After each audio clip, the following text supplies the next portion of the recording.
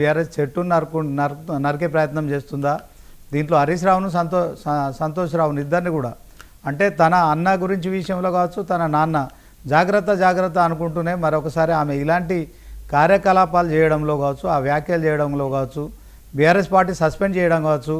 So మొత్తానికి ఆమె కూడా బీఆర్ఎస్ పార్టీ సభ్యత్వానికి రాజీనామా చేయడం, తర్వాత ఎమ్మెల్సీ పదవికి రాజీనామా చేయడం, దీని వెనుక వాస్తవం ఏంటి చెప్పగలుగుతారా సార్? బీఆర్ఎస్ పార్టీలో ఒక ప్రముఖ పాత్ర పోషించినటువంటి కవిత గారు ఆ పార్టీకి రాజీనామా చేసి ఆ పార్టీ ద్వారా వచ్చినటువంటి ఎమ్మెల్సీ పదవికి కూడా రాజీనామా చేసి 2.0 తోటి రెండో ఇన్నింగ్స్ మొదలుపెట్టారు. మరి ఆమె రాజకీయ భవిష్యత్తు ఏమిటి? ఏదన్నా పార్టీలో చేస్తారా, లేకపోతే తనే సొంతంగా పెడతారా, లేదా సాంస్కృతిక సంస్థ పేరుతోనే జాగృతిని కొనసాగిస్తారా? ఇవన్నీ కూడా భవిష్యత్తుకు సంబంధించినటువంటి ఊహాజనితమైనటువంటి ప్రశ్నలు. ఆమె తీవ్రమైనటువంటి ఆరోపణలు, కొంతమందికి అవి ఆరోపణలుగా కనిపించవచ్చు, కొంతమందికి విమర్శలు, కొంతమందికి వాస్తవాలుగా కనిపించవచ్చు. ఏమైనప్పటికీ ఇప్పుడు మంత్రి మొత్తం కూడా కేసీఆర్ చేతిలో ఉంది. ఎందుకు అంటే ఆమె చేసినటువంటి ఆరోపణలు కావచ్చు, విమర్శలు, వాటికి ఆమెను సస్పెండ్ చేశారు. సస్పెండ్ చేసిన తర్వాత మళ్ళా నిన్న చేసినటువంటి వ్యాఖ్యలతోటి బహిష్కరణకు అవకాశం ఉంది కనుక అలాంటి అవకాశాన్ని ఇవ్వకుండా ఆమె రాజీనామా చేస్తున్నట్టు కూడా ప్రకటించారు. అదొక అంశం. ఇప్పటికైనా కేసీఆర్ ఆయన బయటకు వచ్చి మీడియా ముందుకు వచ్చి విషయాలు ఏమిటి, కవిత గారు చెప్పినటువంటి దానిలో వాస్తవాలు ఏంటి, అవాస్తవాలు ఏమిటి, ఏం జరుగుతూ ఉంది, అసలు బీఆర్ఎస్ పార్టీలో అంతర్గత ప్రజాస్వామ్యం ఉందా? ఎందుకంటే ఆమె లేదని చెప్తున్నారు. ఆమె ఎవరన్నా మాట్లాడటానికి అవకాశం ఇవ్వట్లేదని చెప్పేసి ఆమె ఓపెన్ గా చెప్పారు. అందుకని ఇవన్నీ ఏమిటి, అసలు ఈ కథ అంతా ఏమిటి, దీని వెనకాల ఉన్నటువంటిది ఏమిటి, ఎందుకని ఆమె లేఖాయనం, దాదాపు ఇది 103-104 రోజు లేఖాయనం, ఆ లేఖ గురించి ఇంతవరకు కేసీఆర్ నోట్ నుంచి కానీ కేటీఆర్ నోట్ నుంచి కానీ అఫీషియల్ గా రాలేదు. ఆ తర్వాత వరుసగా జరిగినటువంటి పరిణామాలన్నీ కూడా తెలంగాణ ప్రజలకు ఏమి పెద్ద ఆందోళన కలిగించేటువంటి అంశాలు ఏమి కాదు.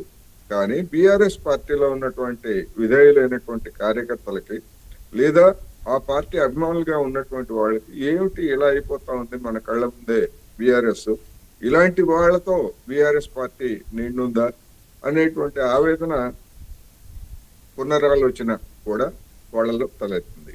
అందుకని వీటన్నింటికి ఎవరు తెరదించాలి అంటే కేసీఆర్ మరి మాట్లాడతారా లేదా? ఎందుకని మౌనంగా ఉన్నారు? లేదా కవిత గారు చెప్పినట్టుగా ఆయన ఒక ధృతరాష్ట్రుడి మాదిరి, కౌరవుల చేతుల్లో బందీ అయిపోయినటువంటి ఒక ధృతరాష్ట్రుడి మాదిరి ఇవాళ ఆయన పరిస్థితి ఉందా? ఆయన బహిరంగంగా మాట్లాడేటువంటి స్థితిలో కూడా ఆయన లేరా? ఇలాంటి అనేకమైనటువంటి ప్రశ్నలు తలెత్తినటువంటిది సందర్భం ఇది.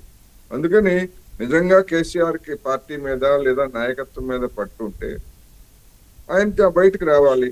లేదు అటువంటి రాకపోయేట్లయితే కవిత గారు చెప్పినట్టు మొత్తం కొంతమంది ఆయన చుట్టూతో ఉన్నటువంటి వాళ్ళు ఆయన్ని బందీగా చేసి ఈ విధమైనటువంటి కథలన్నీ నడిపిస్తున్నారని చెప్పేసి జనం నమ్మేటువంటి పరిస్థితి కూడా ఉంటది. ఎందుకంటే అనేక దేశాల్లో మనం చూసాం, వ్యక్తిగతమైనటువంటి పోకడలతోటి లేదా వ్యక్తిగతమైనటువంటి పార్టీల వ్యవహారాలతో ఉన్నటువంటి చోట్ల ఈ విధమైనటువంటి కోటరీలు తయారయ్యి అధినాయకుడిని అడ్డం పెట్టుకొని వాళ్ళ పనులు వాళ్ళు సాగించుకుంటాం అనేటువంటిది వాస్తవం.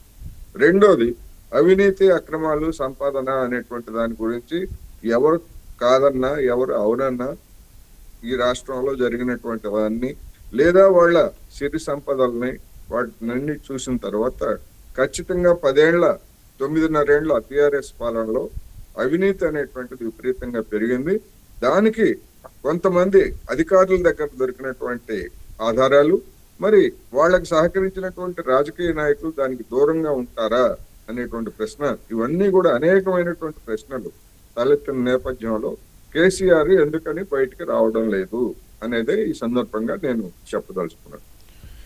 ఇంకొక విషయం సార్, కవిత నిజంగానే ఓకే పార్టీలో మొదటి నుంచి కొంత అసంతృప్తిగానే ఉన్నారు. ఎందుకంటే ఆమెకు ఎమ్మెల్సీగా ఇచ్చిన తర్వాత తెలంగాణ క్యాబినెట్లో మంత్రి పదవి ఇస్తారని ఆమె కొంత ఆశించారని ప్రచారం జరిగింది. అదే క్రమంలో మరి నాన్న కన్న కొడుకుని ఒకలాగా మరి కన్న కూతుర్ని ఒకలాగా అంటే కేటీఆర్ని ఒకలాగా తనను ఒకలాగా చూస్తున్నారు. సో ఆమె అసంతృప్తి అంతా కేటీఆర్ పైనే అనుకున్నారు. కానీ ఆమె నిజంగానే మరి రామన్న అని మాట్లాడుతూనే రామన్నకు వ్యతిరేకంగా ఎక్కడ కామెంట్ చేయలేదు. అదే క్రమంలో